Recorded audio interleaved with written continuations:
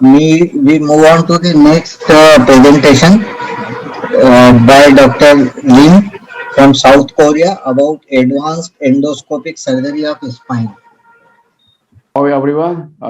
Thank you, Chairman, and it's a great honor to be invited here today. My name is Lim, a neurosurgeon in Korea. I will talk about the advanced endoscopic spine surgery advanced technique today. My team, five surgeons, performed 5,800 cases endoscope surgery for the stenosis from 2016. Endoscopic decompression can be another option for surgeons to consider open surgery and is being extended to the category of fusion surgery, treatment HDF. The operation conducted in my all cases are 100% endoscope surgery now. As my disclosed, endoscope surgeon has extensive experience in developing the technique how to approach to the pathologism, especially as the world is becoming aging society. There is an increased number of patients who suffer from multiple lesion, multiple level pathology with a medical problem, heart, brain, and have a great risk from general anesthesia during the big operation. The endoscopy procedures include fusion surgery to performed under epidural anesthesia with muscle sedation, and sometimes a patient who need to be communication between doctor and patient is necessary during the operation. Just the epidural anesthesia without sedation is recommended and possible. You know very well this the intraluminal approach for stenosis one level is basic process of endoscope surgery. The landing point is just beside spinous process. So we can do ipsilateral or contralateral decompression with endoscopy and for full bilateral the decompressions. This animation shows how to perform three-level intraluminal decompression with just one skin incision, three fasciotomy as a jumping technique, the middle segment L45 first, and then 5S1 and 3-4 as a serial the process. It's a three-level, 2, 3, 3, 4, 4, 5, the decompression patient can work, post-operative. Patient can work right after process with three drain with one skin incision, and the 4+2 operation means first four-level intraluminal decompression with one skin incision using jumping technique, and then two-level foraminoplasty with one skin incision using jumping technique also. Post-operative X-ray shows 6 drain at each surgical site, and patient has 6 coronary. And I'm sure you are familiar with this the procedure transforaminal approach for foraminal pathology. Endoscopy instrument can reach the midline from the foramen at the full decompression. In case of two-level foraminal stenosis, the same side endoscopic foraminal approach two-level with one skin incision using jumping technique is the best the choice for the patient. There has been huge increase, a significant advancement in endoscopic spine surgery over the past few years.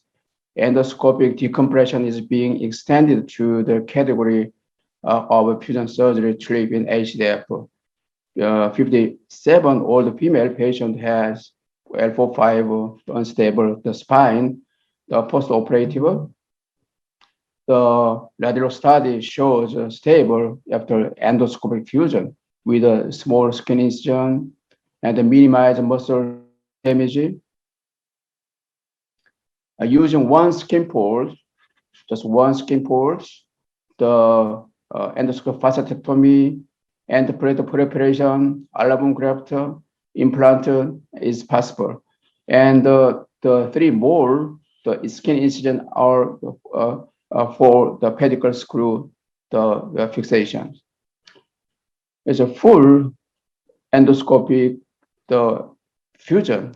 The full means a whole process from the start to finish using the endoscopy. You can use a shaver, album graft, cage insertion, and either skin port can be 4 centimeter from the midline, and that can do vasectomy and wide discectomy for fusion bed area. Endoscope system can reach to the contralateral side disc space, so we can make a wide space for fusion bed earlier. It's the paper of endoscopic lumbar fusion. The post-operate MRI shows the marked increase the cross-sectional area and the foraminal height, direct and indirect the decompressions. Bone graft area was better in endoscopic group. The fusion rate and segmental lumbar lordosis, disc height of endoscopic fusion is just as well as a mini open tree. After introduction of endoscopic cervical posterior decompression for the paracentral disc and the stenosis, we don't need to perform the total case of the HDEP anymore. The total case of HDEP is decreasing in Korea now. I will talk about posterior endoscopic cervical decompression tomorrow. But some cases, we need fusion surgery and implantation with the anterior approach to solve the problem. In case of midline pathology, it is not easy to access to pathologism with a posterior approach. So we have to choose anterior approach like this. Endoscope surgeon has extensive experience in developing the technique how to approach to the anterior cervical space for endoscopic procedure with a small skin incision and safety. We can use endoscopic HDEP also 10-degree lens angle is very important to see ipsilateral uncovertebral joint. There need to be education before endoscopic HDEP to know how to. It's very important to know the normal anatomical structures, characteristics, esophagus, trachea. One of the most serious complications can be the esophageal injury during the operation. So insertion of a Levin tube is essential. Even though the esophagus is more the right side, in the right side approach, gentle push the characteristics with a finger to the opposite side. And then you can insert the needle to the disc space, and then we can use a serial instrument and endoscopy. It's a skin scar, the size difference between microscope and endoscopy. The young male patient has C5-6 herniated disc, central type, AP diameter is just 3 millimeter. It looks like we have to perform anterior approach HDF. It's all process. So performed under the endoscopic view, discectomy, and the posterior, the osteophyte remove, cage insertion. You can see the esophagus move to the safe to space, and we can use a calcium punch with the endoscope view. Post-operative X-ray, with MRI, skin scar. The 6-month follow is very stable. The older male patient has a cervical myopathy due to anterior cervical disc and the posterior buckling of ligament flavum, posterior endoscope decompression, and endoscope HDEP at the same stage can be another option, anterior and posterior. Posterior MRI shows the quiet enough decompression. It's the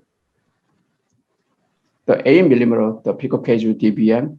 We can see two drain at each side, HDEP drain and the posterior decompression drain. It's the first posterior bilateral decompression. It's a spinal cord and anterior the space before the H depth. You can see dural pulsation. Then we can use endoscopy for the ADR, endoscopy ADR as same way.